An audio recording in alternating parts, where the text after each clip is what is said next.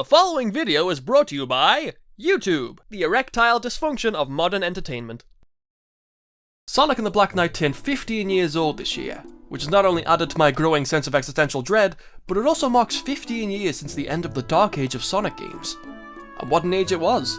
Full of gimmicks and experimentation, crazy ideas, risky decisions, and plenty of ups, downs, and all-arounds. It was a pretty rocky part of Sonic's history when it came to the critical reception of the games that came out during that time.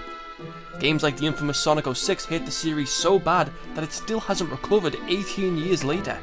Nowadays the series is doing pretty damn well. Frontiers was a huge step forward, depending on who you ask.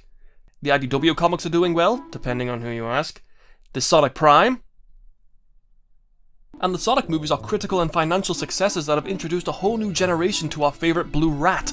Don't you know anything? I'm not a rat, I'm a hedgehog! But as great as all of this is, there is something missing.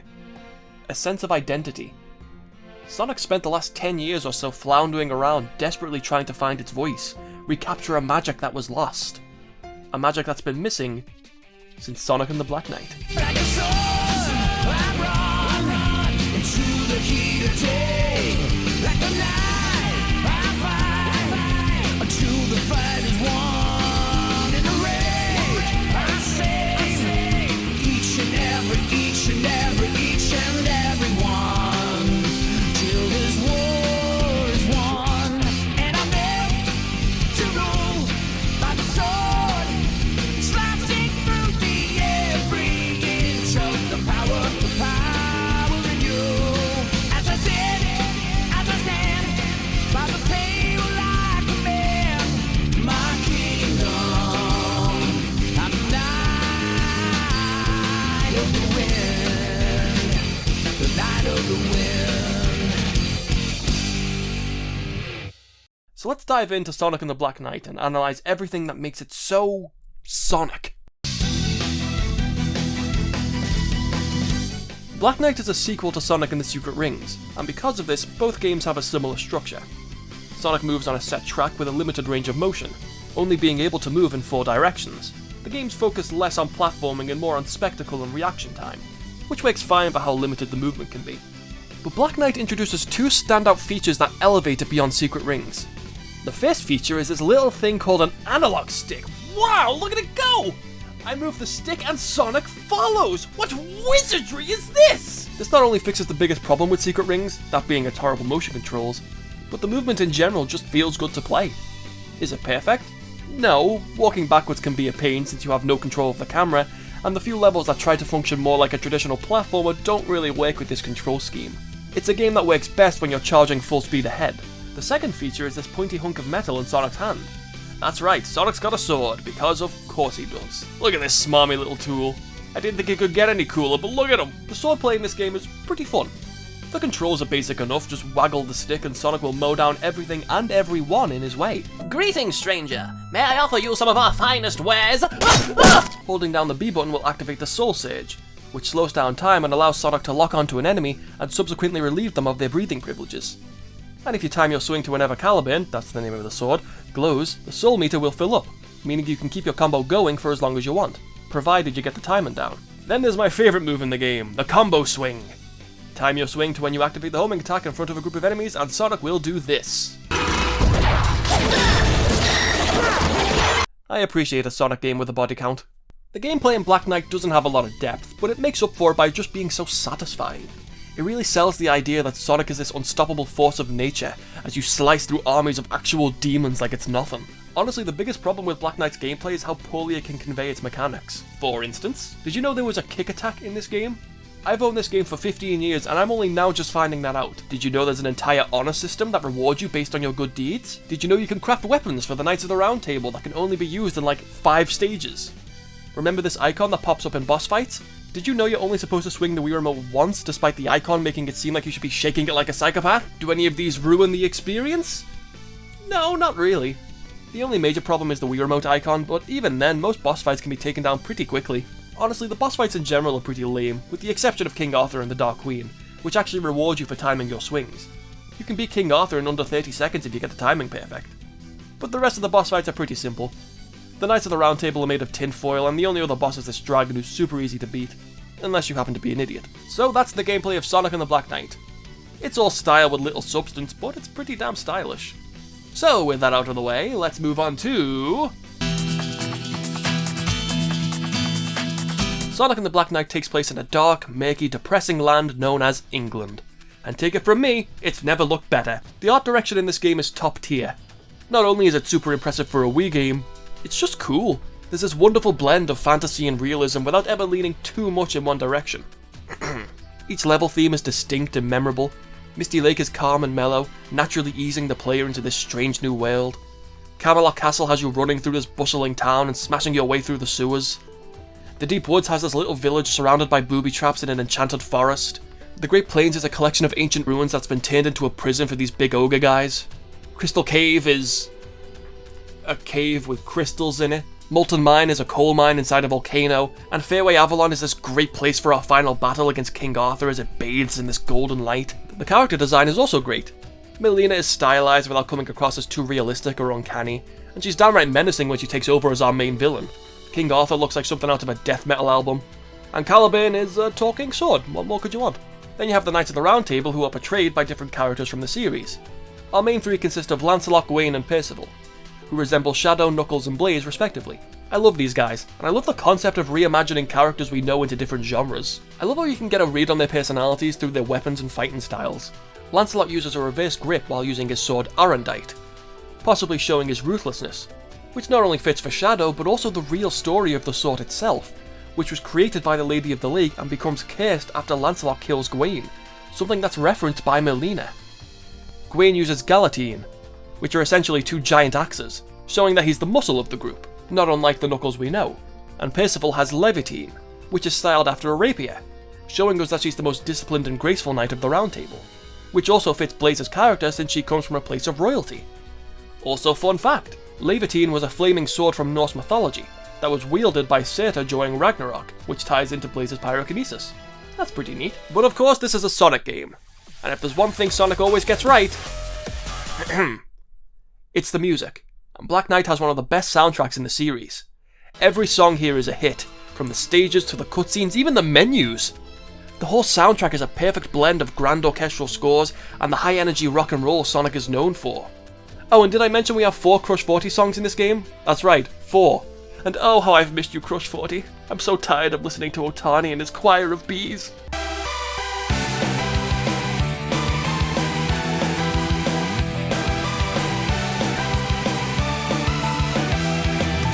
Another overlooked aspect of this game's score is how different leitmotifs are sprinkled through the story and the gameplay.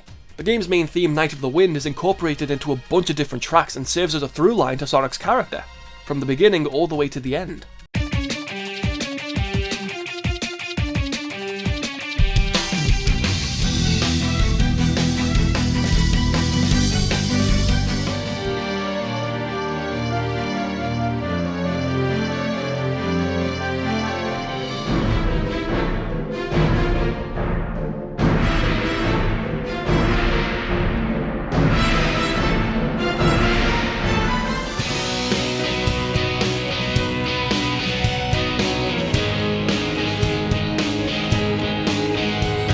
The same goes for Melina's theme, which comes back in a big way in the game's final boss theme, With Me. Melina really earns her place as the main villain despite not being in the game that much, and so much of that is thanks to the score.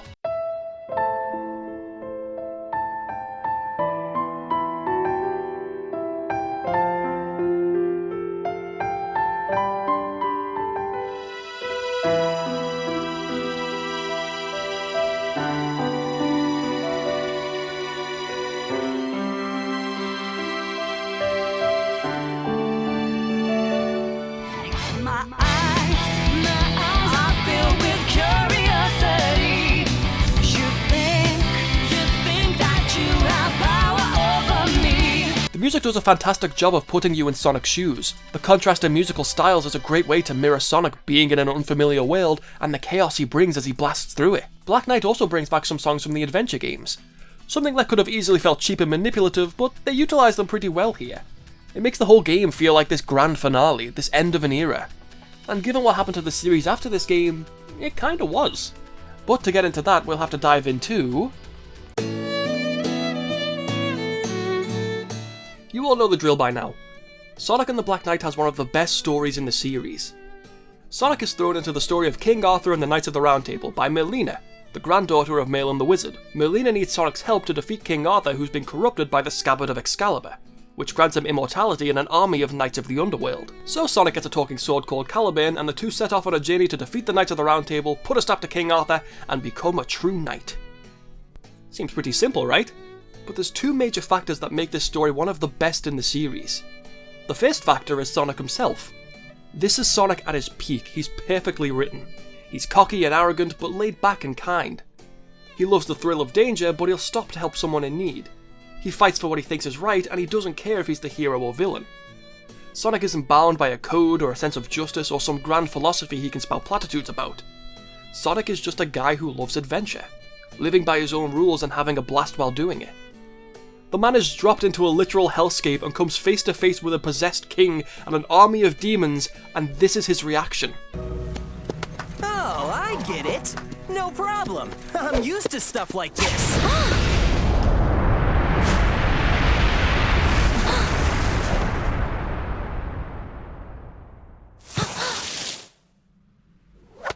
Now, in order to fully appreciate Sonic's character in Black Knight, we need to dive into the second biggest reason why this game's story is so good. The twist. With this scabbard, I can erase my grandfather's greatest mistake.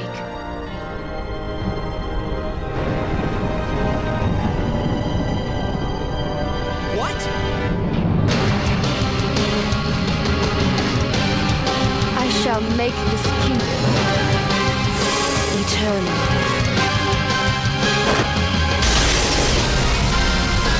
Sonic, get back! Turns out that King Arthur never existed to begin with. He was actually an illusion created by Merlin. Melina wanted Sonic to get the Scabbard of Excalibur so she could use its power of immortality to create a world that will last forever. See, it's hinted early on that Melina is dealing with some kind of grief.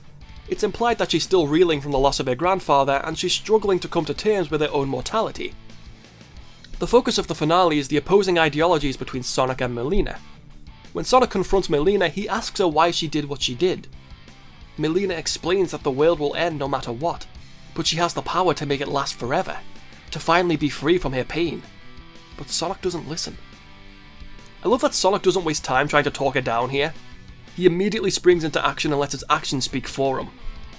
The story works so well because Sonic is thrown into a world that directly opposes his way of thinking. Sonic doesn't care about honour or chivalry, he just does what he thinks is right. He'll kill King Arthur without a second thought, but he'll still go out of his way to save Percival. This is unrelated, but I really like how Percival says Gawain. Gawain. Gawain. Sonic is a flat character. This means he doesn't change or grow or develop over the course of the story. I see a lot of people nowadays reject this idea and treat it as nothing more than a restriction that makes Sonic less interesting. But that couldn't be further from the truth. Sonic is a great character because he doesn't change. His role in the story is to influence the change in others. Sonic is able to overcome impossible odds time and time again by staying true to himself no matter what. He never gives up, never doubts himself, never worries. And when all hope seems lost, when he's beaten and broken, when he can barely stand, he gets right back up. Because it doesn't matter what the world thinks. It doesn't matter if he's the hero or the villain. Sonic will always stay true to himself. It was never about chivalry for me. I just gotta do what I've gotta do. That's all! I love how Sonic isn't fighting to save the world, but to end it. Now, it's implied that Melina is going to destroy the world and rebuild it, but her motivation is to create a world that will last forever, and I love that Sonic is put in this position. Sonic lives in the moment, he lives for adventure. He doesn't stay still long enough to think about what happens when we're gone. The conversation Sonic and Melina have during the final boss is fantastic, it's like a debate. And I love how both sides are understandable. We've all dealt with grief, depression, anxiety. We spend our whole lives doing what we can to accept that we won't be here forever.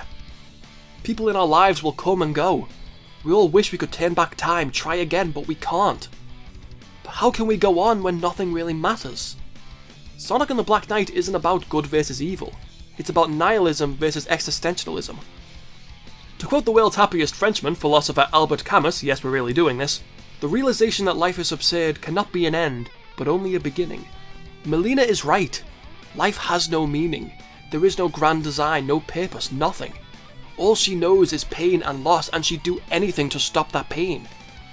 But as our pal Albert says, the only way to deal with an unfree world is to become so absolutely free that your very existence is an act of rebellion. Now, who does that remind you of? Life may be meaningless, but that doesn't mean it's worthless. We discover our own purpose, find our own meaning, live life the way we want. Life is whatever you make it. After the boss fight, we get one final confrontation.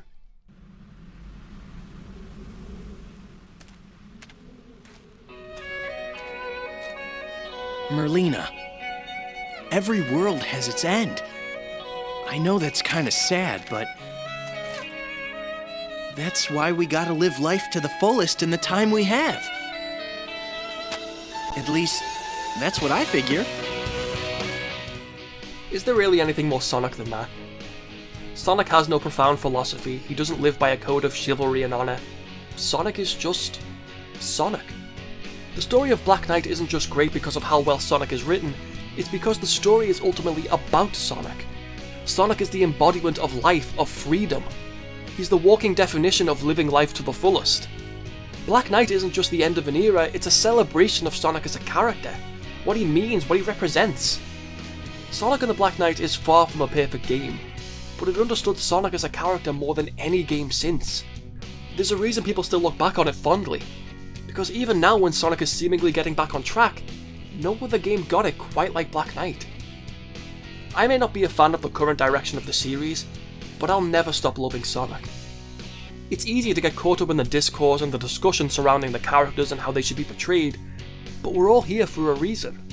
Because some way, somehow, this little guy struck a chord with us.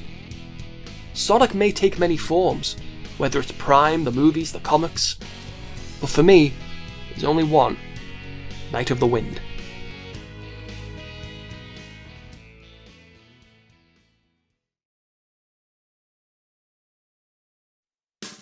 So yeah, that's what happened. To think I was called in to be part of the tale of King Arthur. But I gotta tell you, it was no picnic. Aren't you forgetting something? What? All the action? All the excitement down to the wire? But man, would have thought I was the real King Arthur. Huh. That's the lamest excuse ever! You just forgot about our date! No, it's true, I tell ya! Yikes! No! Amy, wait! Put down that hammer!